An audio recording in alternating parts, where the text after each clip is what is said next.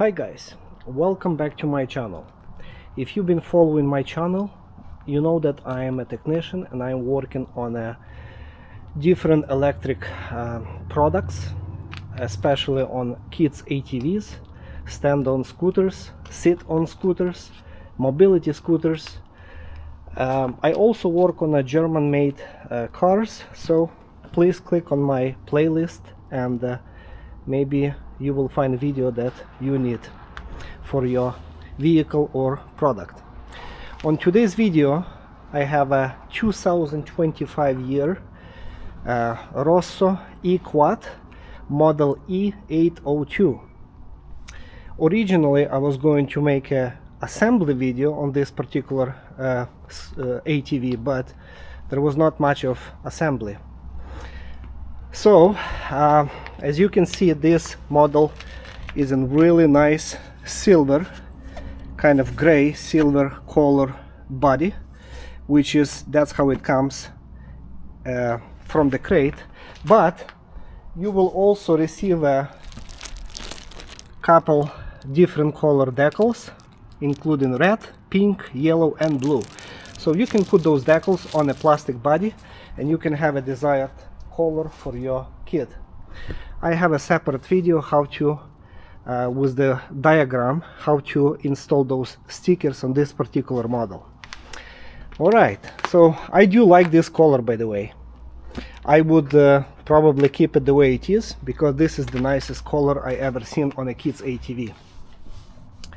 And by the way, this is not painted but molded plastic, so it will not peel off comparably to decals or stickers, but you can make it permanent if you will watch my video how to install it properly. Now, as I said before, I was going to make an assembly video, but there was not much of assembly. When the ATV comes in a crate, all you have to do install front bumper, which is only 4 screws, 2 on each side, really easy. And then you have to install rear bumper and handle, lift up handle, which is also 4 screws, 2 on each side, and you will have 2 nuts from the behind. By the way, those are L-shape brackets. For those people that will find those brackets in the hardware box, those brackets only made for holding this side red reflector, same as on this side. L-shaped bracket go to the same bolts that holding this handle. On the back you will find the square reflector that comes in the hardware box, so you just have to install it underneath of the main light. Everything else is installed, including shock, so you don't have to do nothing. There is no wheel installation needed, except that you have to maybe check the tire pressure and refill with the air up to 15 psi, I would say. That would be the best tire pressure. Now, when it comes to a battery, it will not come with battery pack installed. This battery comes separately. That's the safety requirements by the UPS or FedEx. So you will receive quad by itself without the battery pack. But when the battery pack will arrive, same day or next day, all you need to do just install those 1, 2 and 2 more bolts on the other side. Bolts that holding this metal bracket over the top of the battery pack. Then you will need to install fuse, because battery pack will not come with the fuse. By the way, this is a 30 amp fuse and you will find it in your hardware box. And just plug it into your ATV. That's it. Nothing else needs to be done. All of the tires will be attached. The only thing that will not be attached is a gear shifter display. So I purposely left those screws loose so I can show you how it's attached to the bracket, and you will find this metal bracket inside of the hardware box. So this bracket is separately, and it will go on the top of those two clamps that holding steering handle. So nothing really hard to do, and even single mom can do it. Okay, well, now let me tell you the little difference between this US model and the Canadian model, because they both look exactly the same, but Canadian and US will have slight difference. So both of the ATVs will be 1200 watts of power. Comparably to Model Q ATV, if one of you have that model, your Q model ATV will be only 1000 watt. If it was made before 2024 July, I believe. And after July 2024, they invented Model Q for Canadian market, which is exactly the same as this, and that Model Q will come with a 1200 watts of motor. Now, the difference between US model and Canadian, that US model will have a gear shifter indicator, the one that I showed you how to install. So if it's neutral, which is right here on off, you will see N. If it's reverse, you will see R. But if it's on forward, unfortunately you will not see anything on the display. That's how it's set up from the factory. There's nothing wrong with the display.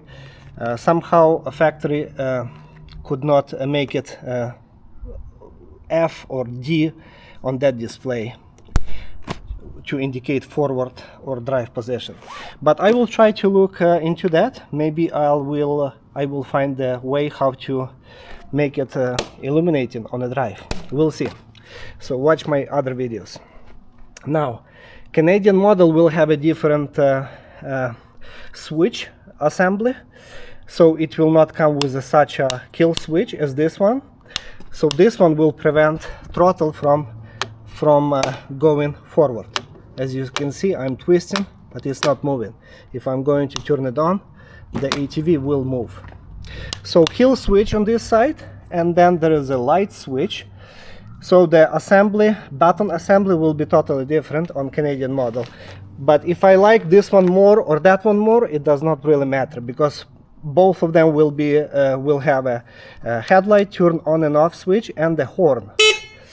Okay, now US model will have a LED lights to be on continuously when your ATV is operating. Canadian, and it cannot be turned off. So as you can see on the back, there is nothing right now because the light is off. But if I'm going to put on the on position, it will be lighting up on.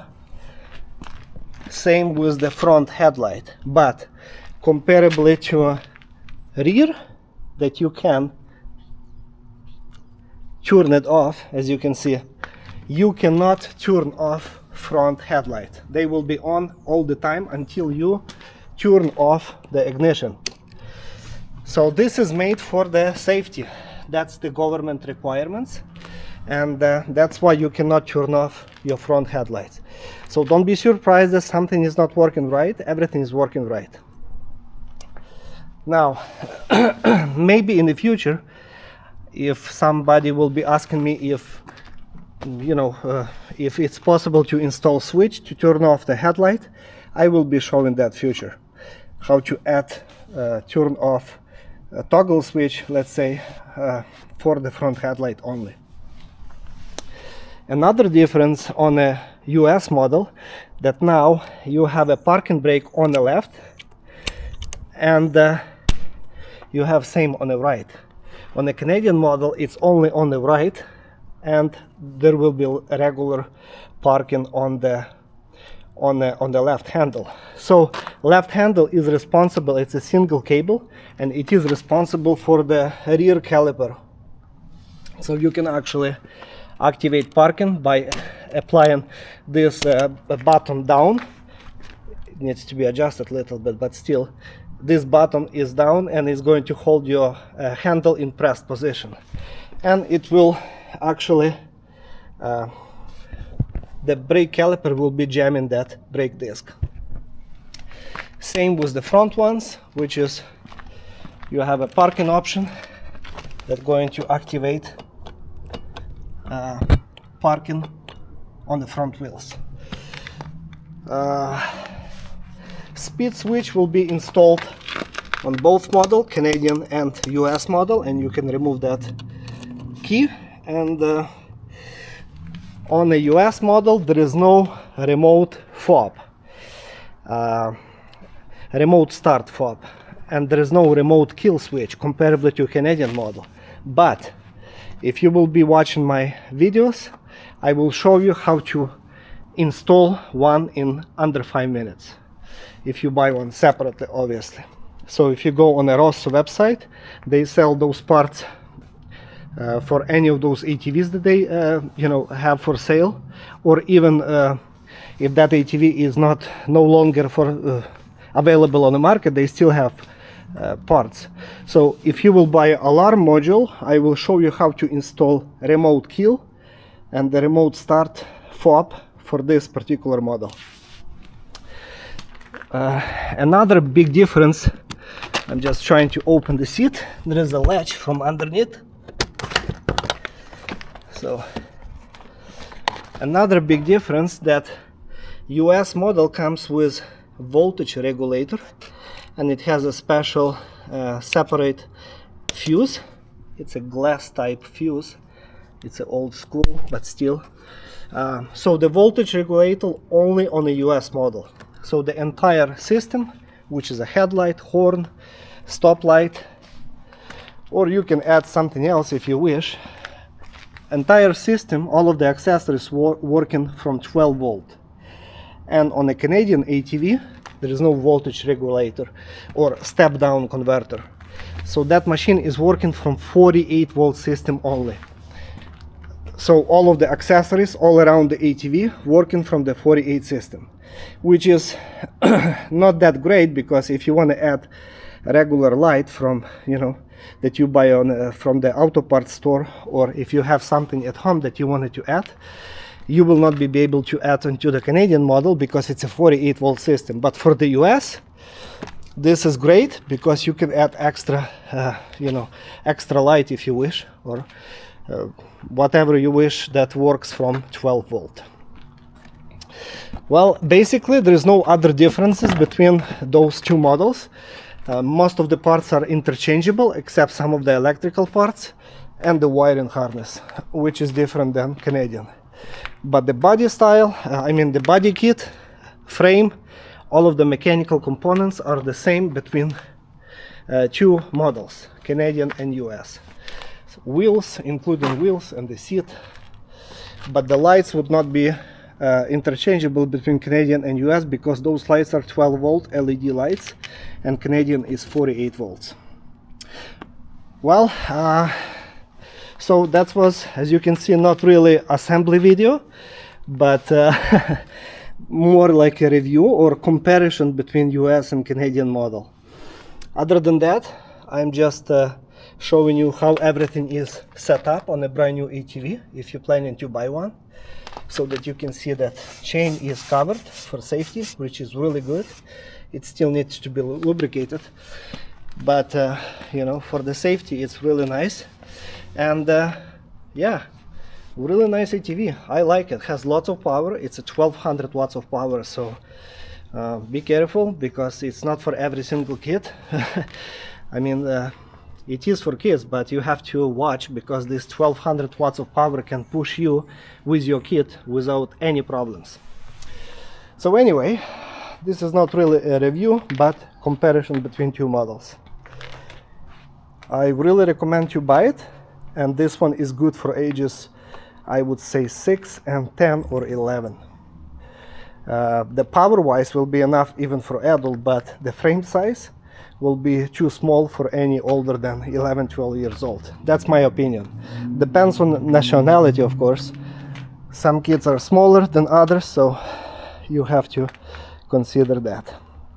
All right, well, thank you guys for watching, and watch for my next videos that I'll be doing some upgrades or maybe a diagnostic for some people. But when it comes to a charging system diagnostic, you can watch my other video that I have on Canadian model, because both of them sharing same batteries and the chargers, so the diagnostic of the charging system would be exactly the same on both ATVs. All right, thank you. God bless you. God bless America, Canada, and Ukraine. Bye.